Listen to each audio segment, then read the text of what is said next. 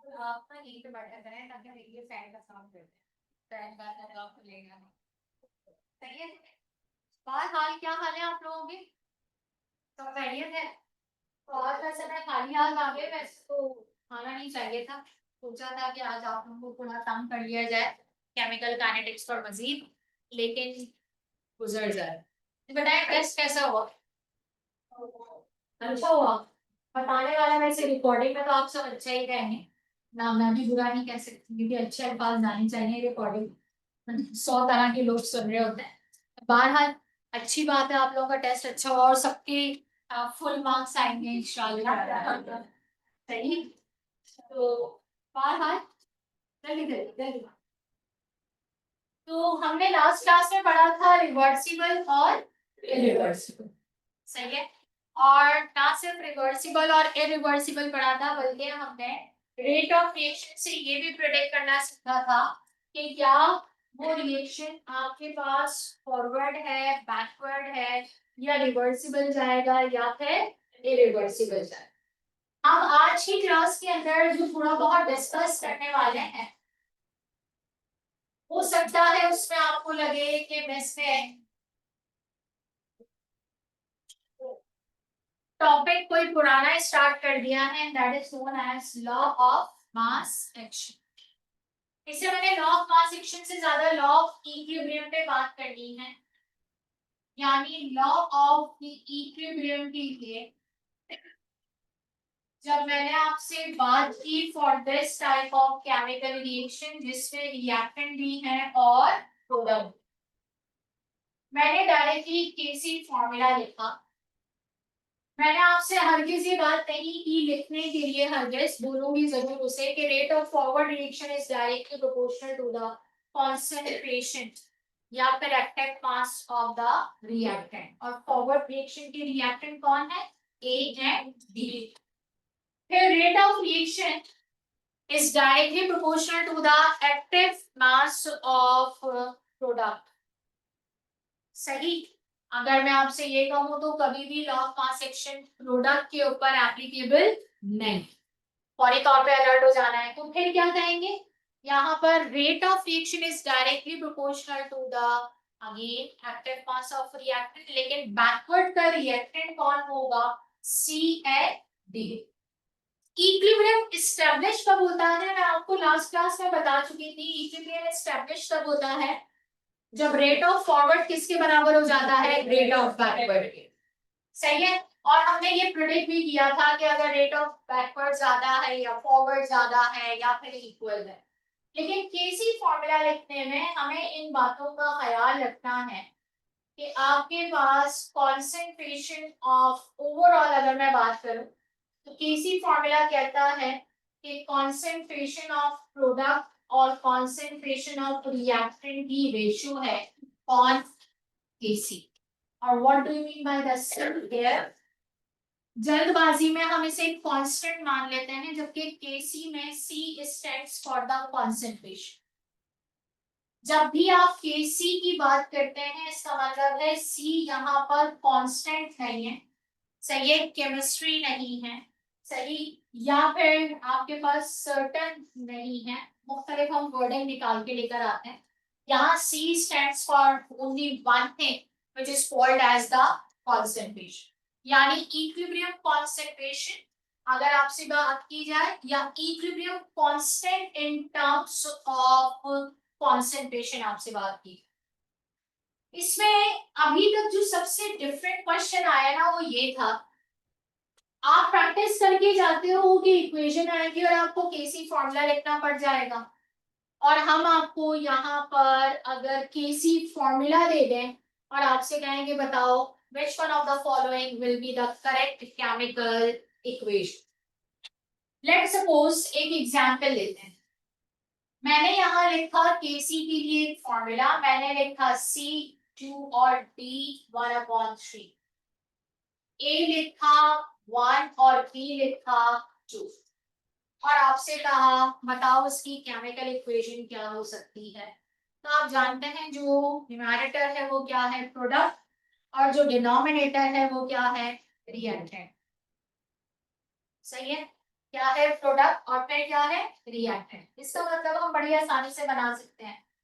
मैंने लिखा ए और बी रिएक्टेंट में, मैंने लिखा सी और डी कहाँ पर प्रोडक्ट। लेकिन इनके साथ जो पावर्स लगी हैं वो है इनके कोएफिशिएंट। ए के साथ 1 ही रहेगा, बी के साथ 2 आएगा, सी के साथ भी क्या आएगा 2 और डी के साथ क्या आएगा 1/3। इसका मतलब हमेशा केसी फॉर्मूला लिखने के लिए नहीं आएगा, कभी कभार आपको इक्वेशन को देखकर भी केसी फॉर्मूला क्या करना है प्रिडिक्ट करना। एग्जाम्पल नंबर 2 देखते हैं इसकी। मैंने लिखा N2O4 केसी फॉर्मूला के लिए और अपॉन में लिखा NO2 और फिर लिख दिया स्क्वायर। तो अब आप लोग मुझे बता सकेंगे, मेरा ख्याल है कि मैं अगर इसके लिए इक्वेशन इन फॉर्म ऑफ जो है वो इक्विलिब्रियम देखना चाहूँ तो क्या बनेगा NO2 और इससे पहले क्या आएगा 2 और आपके पास प्रोडक्ट में कौन है N2O। इस तरह पता नहीं कितनी तरह की केमिकल इक्वेशन आ सकती हैं जिसमें केसी भी आ सकता है लिखने के लिए और इक्वेशन प्रेडिक्शन भी आ सकता है। सही है। जब आप इन बातों से आगे निकलते हैं तो आप लोगों ने कभी इसके न्यूमेरिकल्स किए अगर आपको याद है, लेकिन इसके न्यूमेरिकल जब आपने वहां किए थे ना तो दो तरह से सॉल्व किए। एक, जब हम आपको बताते थे कि concentration of reactant and products both are present at equilibrium। जब हमने कह दिया एट इक्विलिब्रियम तो इसका मतलब है बस आपने डायरेक्टली केसी का फॉर्मूला लगाना है और आपने से क्या करना है वैल्यू निकालना।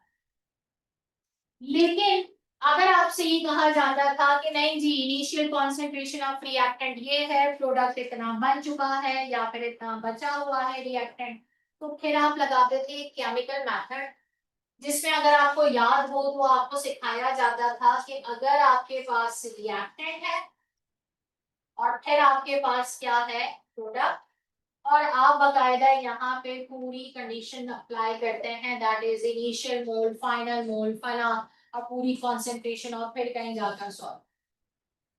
दोनों तरह के न्यूमेरिकल आने के चांसेस नहीं है क्योंकि वहां केसी का नाम ही नहीं है आपके एमडीएड सिलेबस के अंदर। सही है। लेकिन आपको ऑलरेडी केसी कैलकुलेट करना है। क्यों करना है? ऐसी कैलकुलेशन आए जो मैं अब आपके सामने दे रही हूँ। ये जो मैंने सेकेंड इक्वेशन लिखी है ना इसमें मैं आपसे कहूं बताओ केसी की वैल्यू क्या होगी अगर कॉन्सेंट्रेशन ऑफ N2O4 आपके पास 4 मोलर है और NO2 की कॉन्सेंट्रेशन आपके पास 2 मोलर, तो बताओ केसी की वैल्यू क्या होगी, क्या आनी चाहिए इसकी वैल्यू चाहिए। इसीलिए मैंने आपसे कहा कि कोई बहुत कॉम्प्लिकेटेड सिचुएशन नहीं होगी, बहुत आसान सी सिचुएशन। फॉर एग्जाम्पल मैं आपसे यहाँ पर एक और इक्वेशन एग्जाम्पल के जरिए दूं और आपसे कहूँ a plus B and now it forms 3C। यहाँ a की कॉन्सेंट्रेशन है 0.5, b की कॉन्सेंट्रेशन है 0.5 और c की कॉन्सेंट्रेशन है 1 मोल। सही है। बताइए केसी की वैल्यू क्या होगी। ट्राई जरूर करें, आपके पास 1 मिनट है, चाहे आप लिख के सॉल्व करें क्विकली।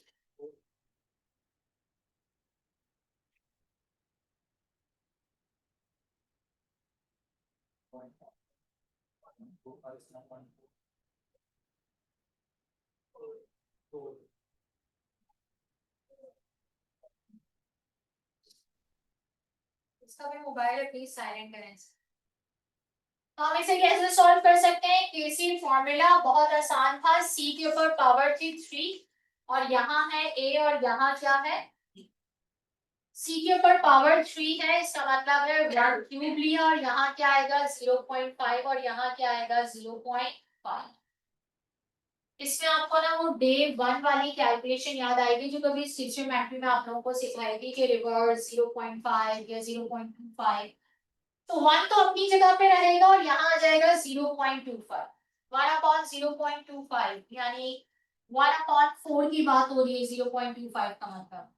सही है। ये 4 यहाँ डिनोमिनेटर में है, ऊपर जाके क्या हो जाएगा न्यूमैरेटर। इसका मतलब है आपके पास इसका आंसर क्या आना चाहिए 4। सही है, इस तरह की ट्रिकी कैलकुलेशंस आती हैं। नोट डाउन कीजिए, फिर उसके बाद मैंने आपसे आगे बात करनी। क्विकली बेटे, शाबाश।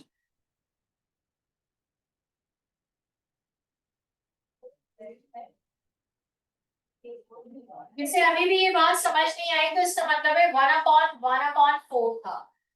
ये 4 यहाँ डिनोमिनेटर में है, डिवाइड हो रहा है, ऊपर जाके क्या होगा, मल्टीप्लाई। आंसर 4 है।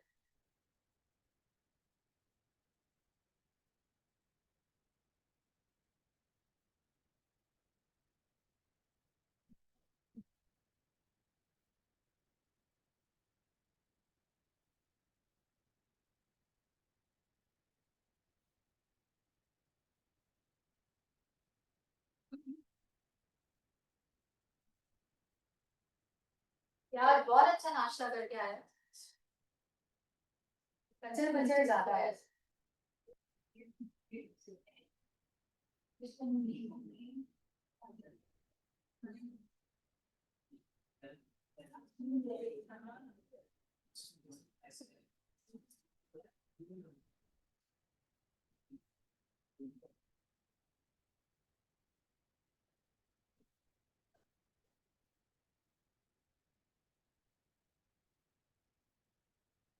वैल्यू 4 थी, ये वैल्यू 2 थी।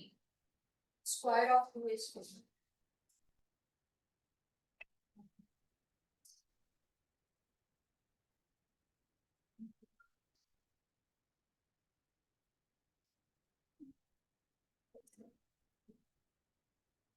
से बात करनी है, क्लास से बाहर जा सकते हैं, सुकून से बैठकर बातें करें।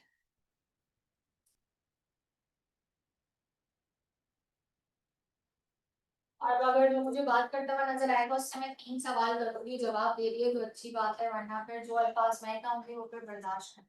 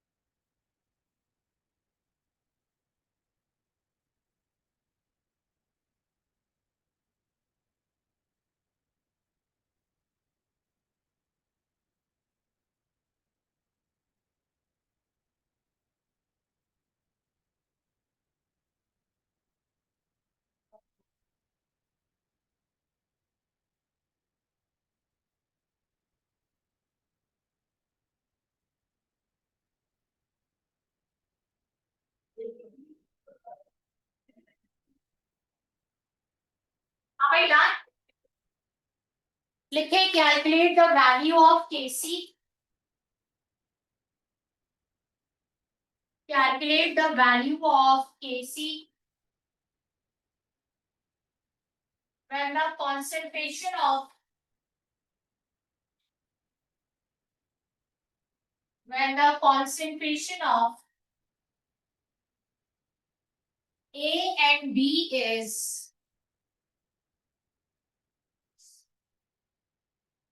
2 mole per dm cube,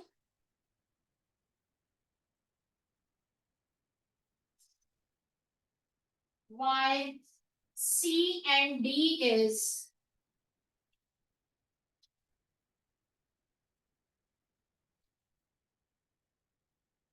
while C and D is 3 mole per dm cube.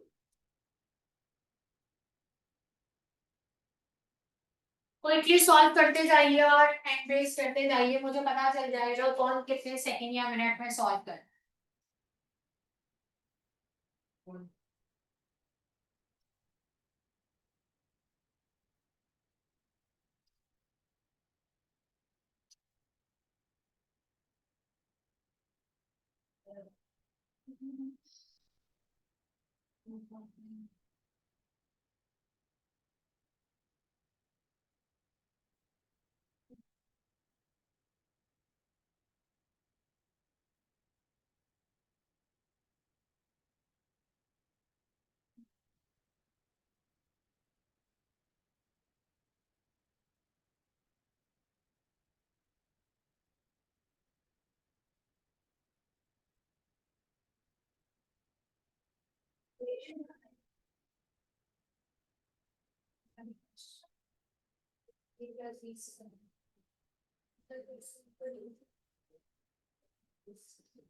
हाँ भाई, वैल्यू तो ऐसे प्लेस कर ली होगी 9/4 या 4/9। और यकीनन जब आप उसे सॉल्व करेंगे तो आप और अच्छे से जानते हैं कि आंसर किस में आना चाहिए। सही है, क्या है 2.2। ओके 2.2 2.3 जो भी है, लेकिन आंसर आपके पास होल नंबर में 2 सीरीज में आना चाहिए, इस बात को हमें याद रखना है। सही है, इस तरह की सिंपल कैलकुलेशन हो सकती है इक्विलिब्रियम कांस्टेंट से रिलेटेड। लिखना बंद करें और बोर्ड पर देखिए और मुझे बताइए। मैंने यहाँ पर 3 मजीद इक्विलिब्रियम कांस्टेंट लिखे हैं।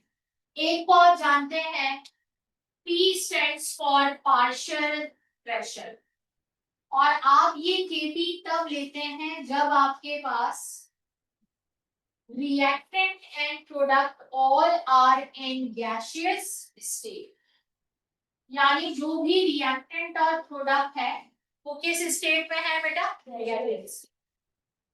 और ये हम क्यों यहाँ पर अप्लाई करते हैं, क्योंकि एट कांस्टेंट टेम्परेचर concentration और pressure for the gas are directly proportional to each other।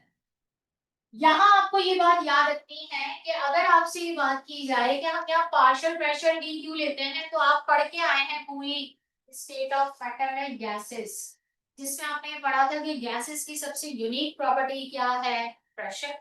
हम गैसेस से रिलेटेड कोई कॉन्सेंट्रेशन नहीं लगा सकते, तो इसका फॉर्मूला लिखने का भी बड़ा ढंग है। यहाँ कोई स्क्वायर ब्रैकेट नजर नहीं आता।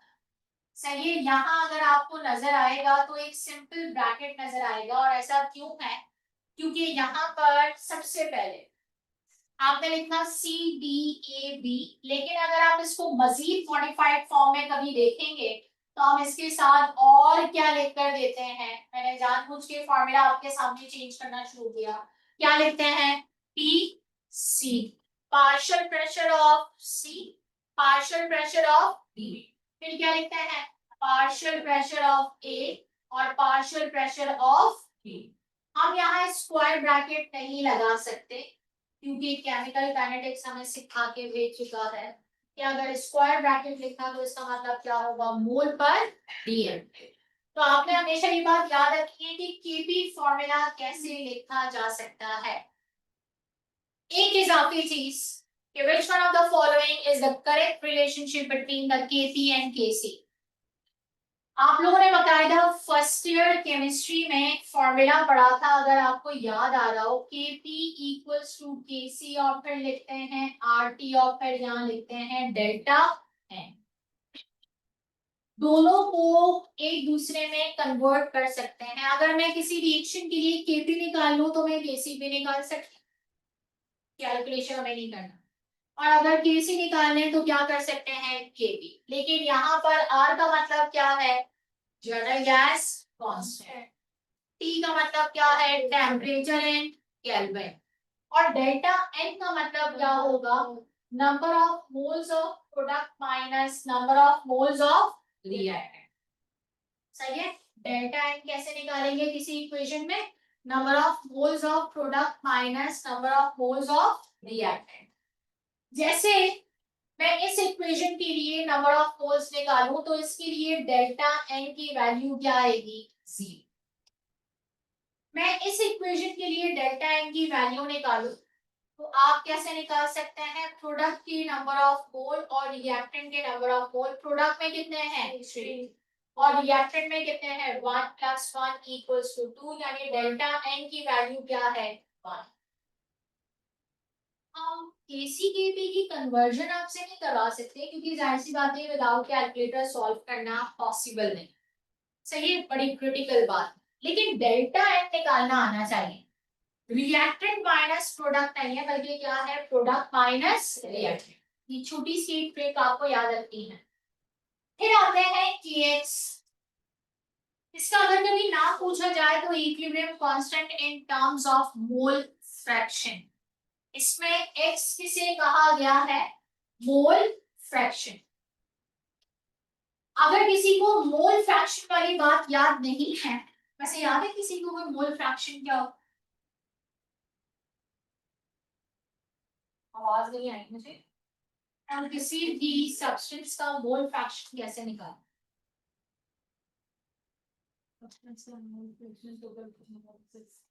मोल फ्रैक्शन किसी भी सब्सटेंस का हो, यस बिल्कुल आपने सही कहा, mole fraction of substance equals to mole of that substance divided by total. सही। मेरे पास एक कंटेनर में ए बी और सी है। ए के मोल्स हैं 2, बी के मोल हैं 3 और सी के मोल हैं 4।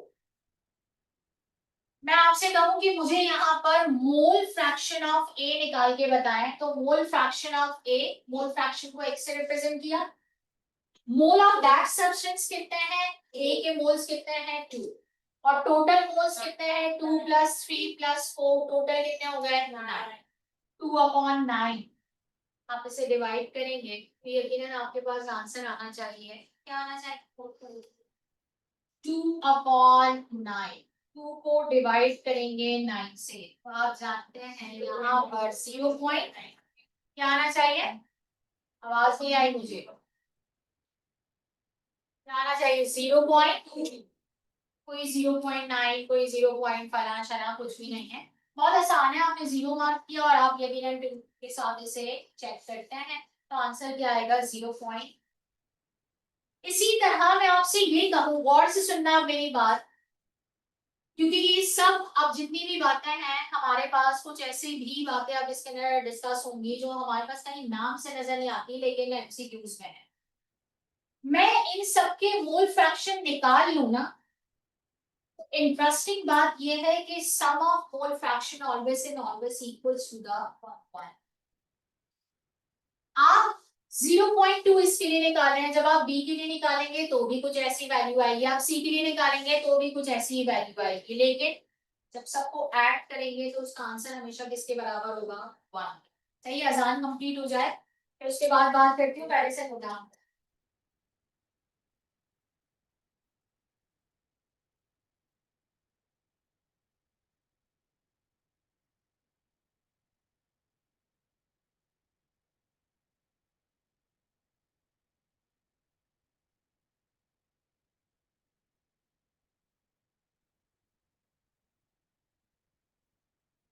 कहाँ पर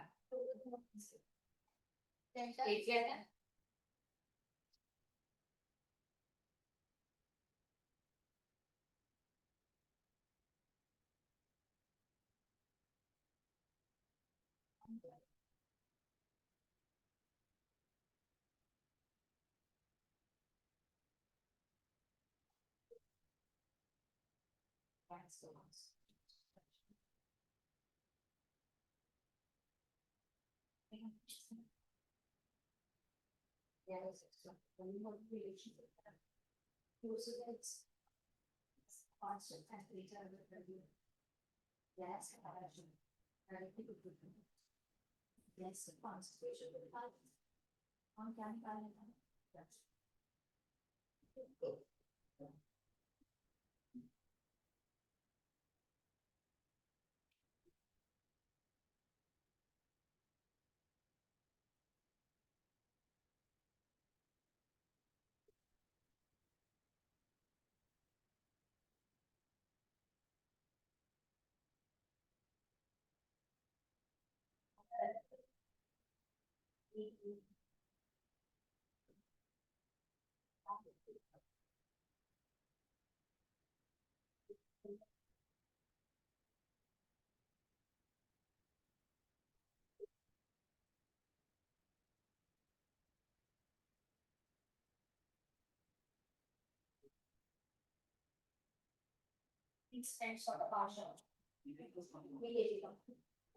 अच्छा जी, बहुत देर में किसी बच्ची ने सवाल किया, हालांकि मैंने जानबूझ के, आपने नोट किया होगा, मैंने ये साइड तो इरेज कर दी लेकिन मैंने इस साइड को इरेज नहीं किया।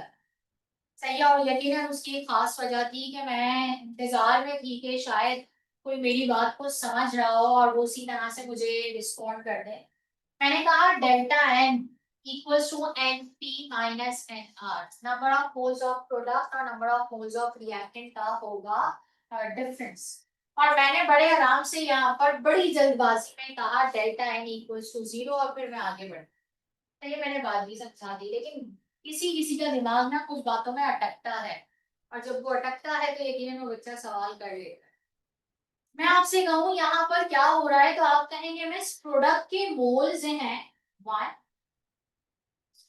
और रिएक्टेंट के मोल्स क्या है यहाँ पर 2। तो अगर मैं आपसे कहूँ कि बेटा यहाँ पर डेल्टा एन की वैल्यू क्या होगी, तो आप कहेंगे मिस डेल्टा एन की वैल्यू क्या होगी, minus. It is not zero, zero greater value है, सही है, इट वुड बी व्हाट, -1। सही, यही बात इसी तरीके से हमें प्रेडिक्ट करना आना चाहिए।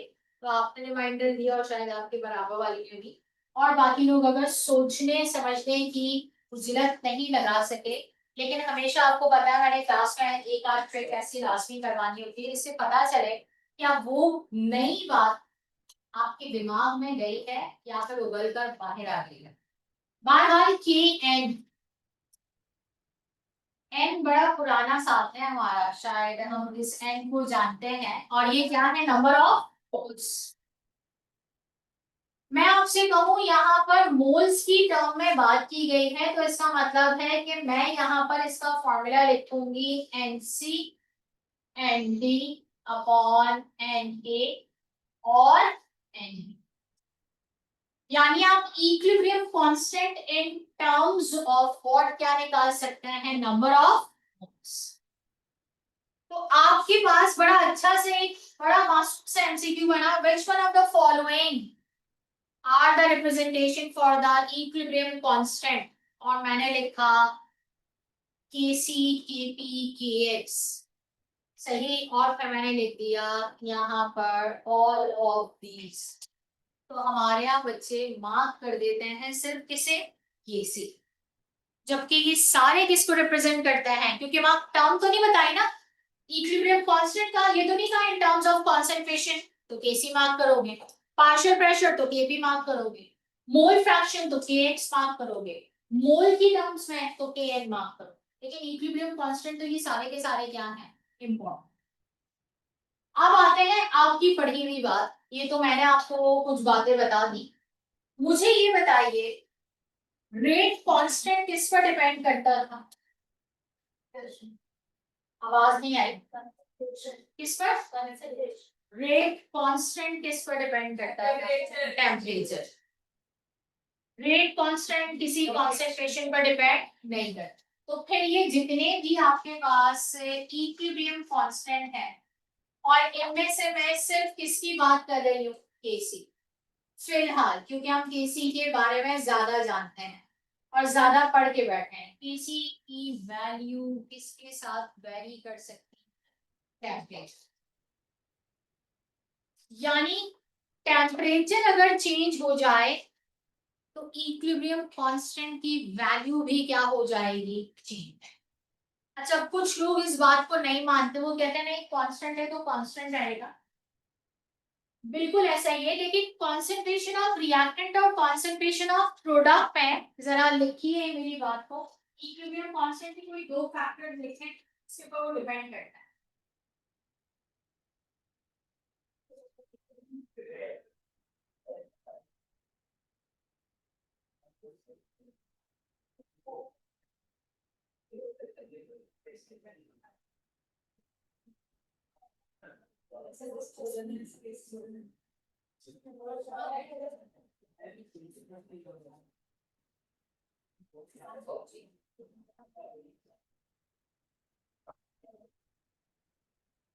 तो इक्विलिब्रियम कांस्टेंट एक दो फैक्टर मैंने बताया किस पर डिपेंड करता है, टेम्परेचर। कोई दूसरी चीज आपको पता है जिसके ऊपर ये डिपेंड करता हो? प्रेशर और कॉन्सेंट्रेशन ऑफ रिएक्टेंट और प्रोडक्ट और क्लोज कंटेनर, और ये सारी वो बातें हैं ना जो हम इक्विलिब्रियम से रिलेटेड पढ़ चुके हैं। और बताएं, कोई दूसरा फैक्टर नहीं है, सिंगल फैक्टर है। केसी की वैल्यू किसी पर डिपेंड नहीं करती है सिवाय किसके, टेम्परेचर। ऑनेस्टली बताइए अगर कितने बच्चों ने दिमाग में सोचा था कि टेम्परेचर के अलावा कोई फैक्टर वर्ड सही है। और अगर कोई रिएक्टेंट तक चला गया ना तो इसका मतलब है कि वो इक्विलिब्रियम के वर्ड को भूल चुका है। कोई अगर प्रोडक्ट तक गया है तो इसका मतलब है वो फिर भूल गया कि हम इक्विलिब्रियम की बात कर रहे हैं, हम इनिशियल या फाइनल स्टेट की बात नहीं कर रहे। चलो आगे बढ़ते हैं। ये तो मैंने आपको को बताने के लिए बात लिख दी। ये जो केसी है ना इसकी एप्लीकेशन है, यहां से जरा अलर्ट हो जाना। एप्लीकेशन कौन कौन सी है? First one, predict direction of reaction.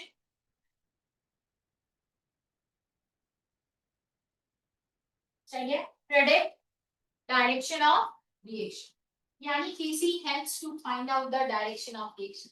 Sir क्या कर रही हो, लिख रही हो, क्या लिख रही हो जरा पढ़ के बताओ। कौन सी हेडिंग? एप्लीकेशन। किसकी एप्लीकेशन है ये? लीव एप्लीकेशन है। फिर कहीं जाना है, घूमने जाना है? फिर एप्लीकेशन पे तो तुम ऐसे ऐसे ही जैसे कि पता नहीं हम लोगों ने कौन सी एप्लीकेशन दे दी है। टेस्ट नहीं देने की एप्लीकेशन, वीकली टेस्ट नहीं देना, है ना? बिल्कुल इतनी खुशी आई इसके चेहरे पे जैसे पता नहीं कोई मुस्तकबिल में एप्लीकेशन वाली बात है। Predict direction of reaction. अच्छा इसमें छोटी सी कैलकुलेशन पहले करते हैं और आप लोग मुझे बता देंगे, लेकिन इस डायरेक्शन में आप एक टर्म पढ़ते हैं, दैट टर्म इसका नाम बताइएगा क्या? Reaction quotient. सही है। क्यूसी और ये किसके ऊपर डिपेंड करेगा? कॉन्सेंट्रेशन ऑफ प्रोडक्ट और रिएक्ट। तीन कंडीशन है और उन तीन कंडीशन में से आपके पास पहली, दूसरी और तीसरी कंडीशन पे बात करेंगे। पहले बताइए मोल फ्रैक्शन वाली बात के नोट डाउन कर लिया करें पहले जल्दी से।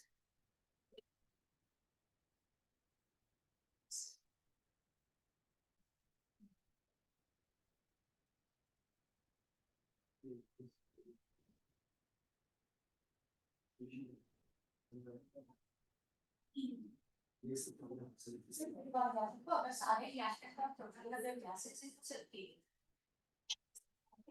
तो गैस बेसिकली चल जाएगा। और अगर अल्कोहल को लिक्विड करना है तो लिक्विड है ठीक है।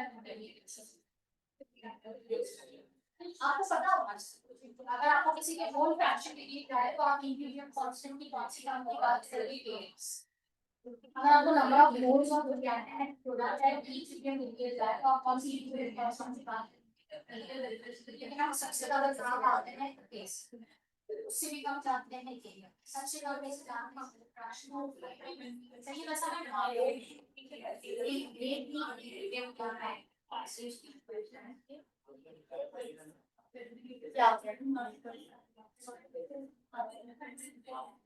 जी इसके अर्थ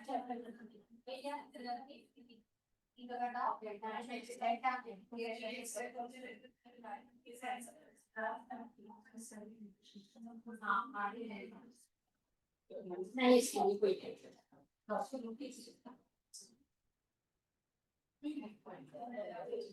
नेवर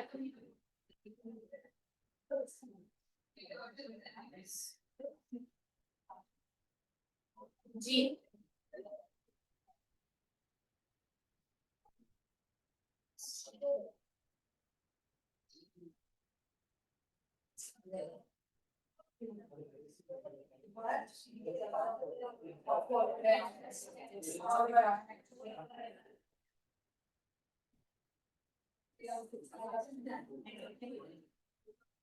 मतलब क्या चाह रहे हो?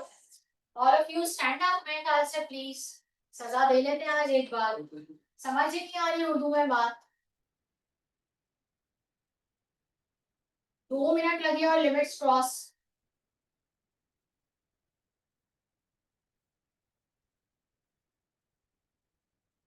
KC is greater than QC. KC is less than QC. KC is equals to QC. Board पर देखेंगे और पहले मेरे एक कंसेप्ट को याद रखेंगे और फिर उसके बाद ऐसे एक क्वेश्चन पे मैं आपको अप्लाई करवाऊंगी। ये बात याद रखें, अभी मैंने एक शॉर्टली आपको कंसेप्ट सिखाया था कि केसी भी इसी के बराबर है। इसका मतलब है अगर किसी रिएक्शन में वैल्यू ऑफ केसी ज्यादा हो जाए तो वो किसके डायरेक्टली प्रोपोर्शनल है? प्रोडक्ट। इसका मतलब अगर कहीं पर केसी की वैल्यू ज्यादा है तो किसकी कॉन्सेंट्रेशन ज्यादा है? प्रोडक्ट। और किसकी कॉन्सेंट्रेशन कम है? रिएक्टेंट। बस आपको ये कॉन्सेप्ट याद है। मैंने आपसे फर्स्ट वन ये बात की कि अगर कहीं पर केसी की वैल्यू ज्यादा हो और क्यूसी कम हो, मैंने डायरेक्टली आपके लिए बता दिया कि वहां उस रिएक्शन की डायरेक्शन क्या रहेगी? Forward.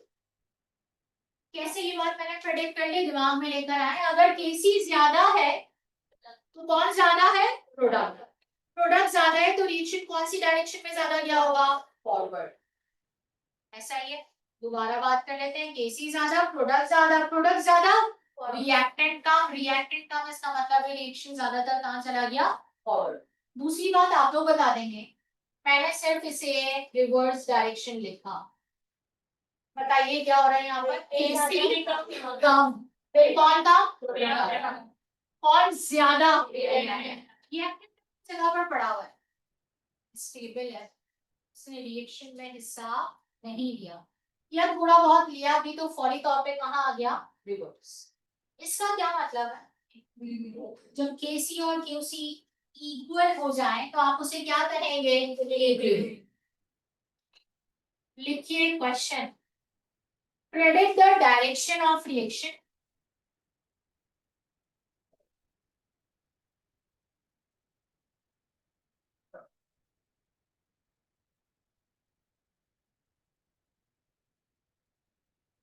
Predict the direction of reaction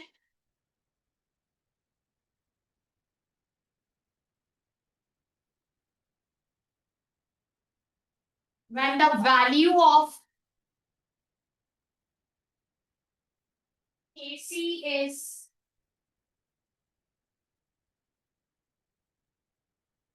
9.7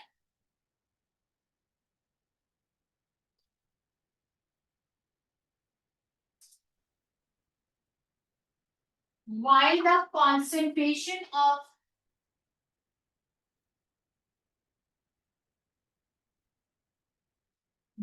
the concentration of product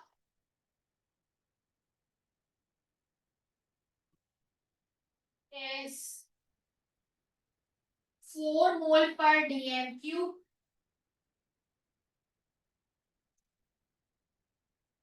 and reactant is 2 mole per dm cube,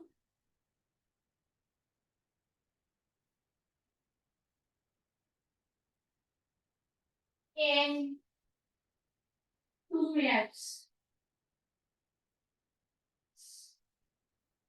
In 2 minutes. पहले आप लोग ट्राई करें फिर मैं आपको बताऊंगी।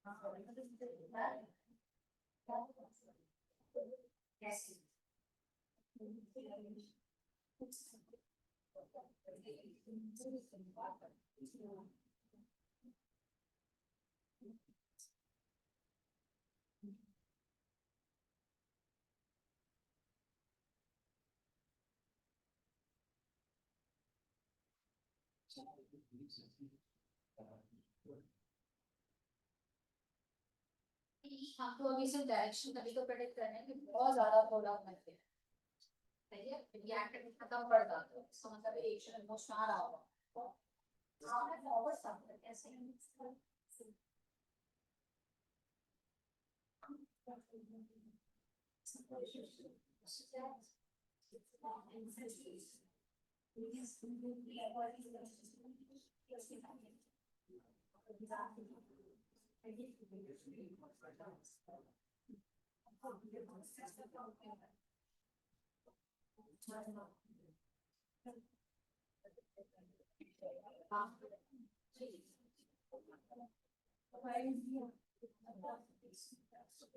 अप्लाई करेंगे या हाँ भाई, सबसे पहले तो मुझे ये बताएं,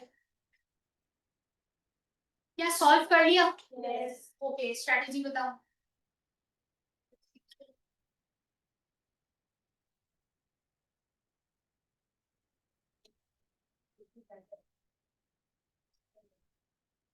अच्छा, उसके अंदर 2 मिनट जो दिए उसका क्या करना है?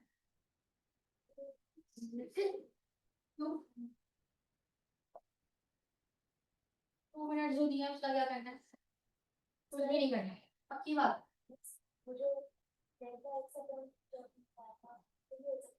कैसे?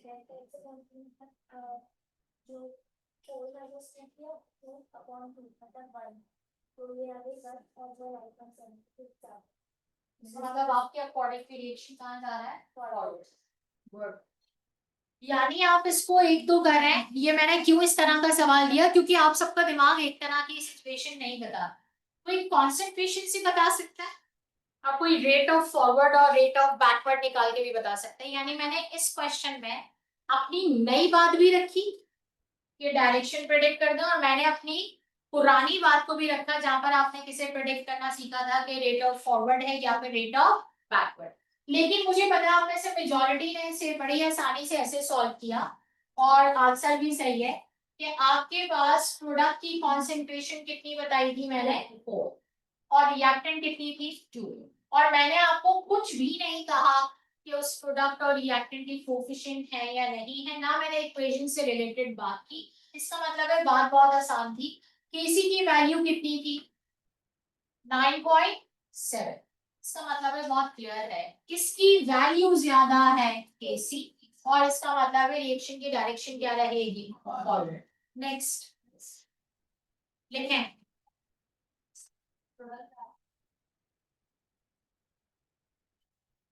अभी बात सही है, इसका ना डिफरेंट दिमाग है, फौरन आंसर निकाल सकते हैं। आपकी बात भी सही है जी, नहीं बताया मैंने, कोई कॉन्सेंट्रेशन ना निकाले, वो प्रोडक्ट के अकॉर्डिंग रेट निकाले और फिर रिएक्टेंट के अकॉर्डिंग फिर रेट निकाले, और फिर देखें कि क्या रेट ऑफ फॉरवर्ड ज्यादा है या फिर रेट ऑफ बैकवर्ड। अच्छा जी, लिखिए next, predict the direction of reaction.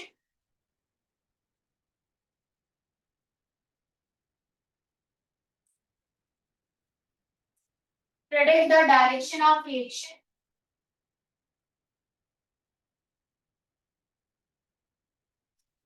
for the following data.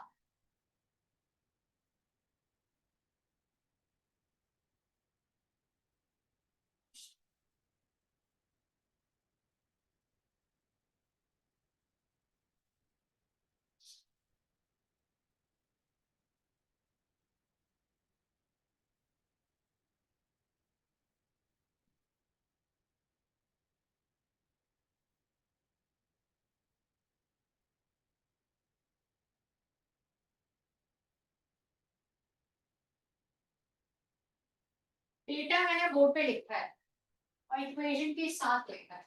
कोशिश कीजिएगा विद इन 30 to 40 सेकेंड्स ये सॉल्व हो जाए।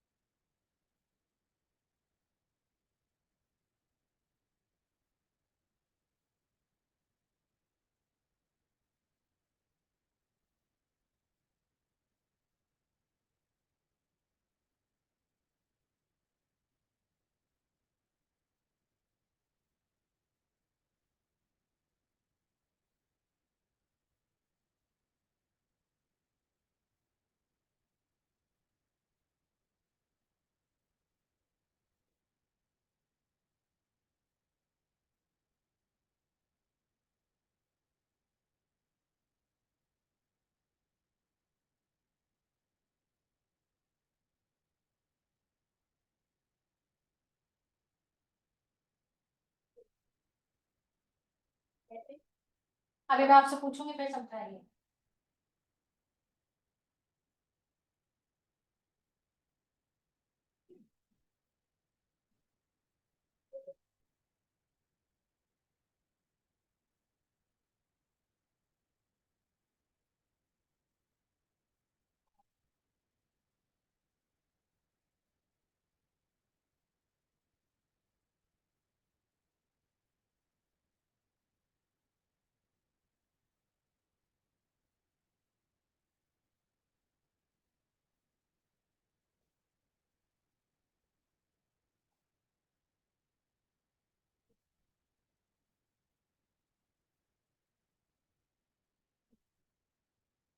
हमें डायरेक्शन है रिवर्स, क्या आप इसे एक्सप्लेन कर देंगी? का कौन रिएक्टेड किया? 6 का स्क्वायर लिया तो आंसर क्या आया? 36।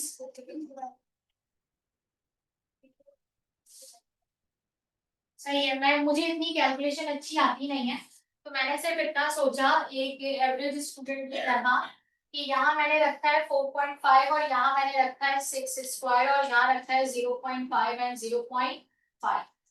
36 है, इसका मतलब है ये 0.25 था। 0.25 का मतलब है 4 ऊपर जाके क्या होगा? मल्टीप्लाई। ये वैसे ही 36 है, इसको आप मजीद 4 टाइम्स करेंगे तो ऑब्वियसली हमें मल्टीप्लाई करने की भी नीड नहीं है, हमें पता है वैल्यू ऑलरेडी क्या आएगी, ज्यादा। सही है। तो इस तरह की न्यूमेरिकल में जहां आपको आंसर प्रिडिक्ट किया जा रहा है, मजीद उसको मल्टीप्लाई करने में अपना टाइम वेस्ट मत किया कीजिए, डायरेक्टली ट्रिक को अप्लाई करें और आंसर निकालें। इसका मतलब है क्यूसी ज्यादा है इससे केसी, तो रिएक्शन की डायरेक्शन क्या रहेगी? Reverse. Is it clear? Second application की हेडिंग लिखवा लो, लिखिए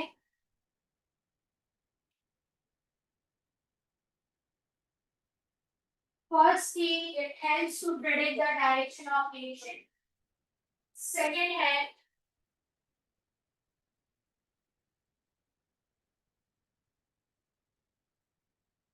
it helps to predict the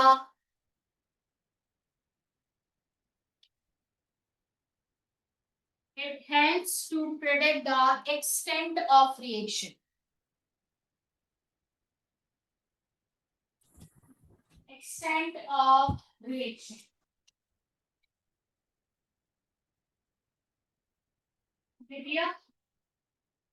और इसे हम कंटिन्यू करेंगे कल की क्लास में, और इंशाल्लाह कल या परसों में सरप्राइजली, चलिए जरूरी नहीं है कल और जरूरी नहीं है परसों, कल भी हो सकता है परसों भी हो सकता है, और जिस दिन मेरी क्लास नहीं भी होती है उस दिन भी हो सकता है। सरप्राइज टेस्ट अभी से अनाउंस कर रही हूँ।